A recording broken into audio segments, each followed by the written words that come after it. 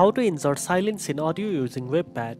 First of all, open WavePad and load the audio file you want to edit by clicking on File and then Open File, or drag and drop your file into the WavePad window.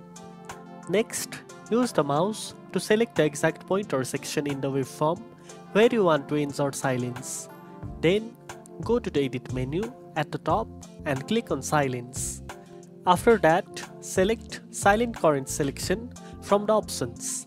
WavePad will insert the silence at your selected position in the audio track. You can now play back your audio to check the silence insertion and make any adjustments if necessary.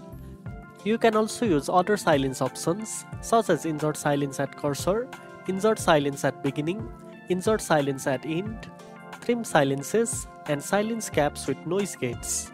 Finally, save your edited audio by clicking on File, then Save File or Save File As, and choose your desired format like MP3 or WAV. And that's it. Now you know how to insert silence in audio using WavePad. If you found this video helpful, don't forget to like, share, and subscribe for more tech tips. Thanks for watching, and I'll see you in the next one.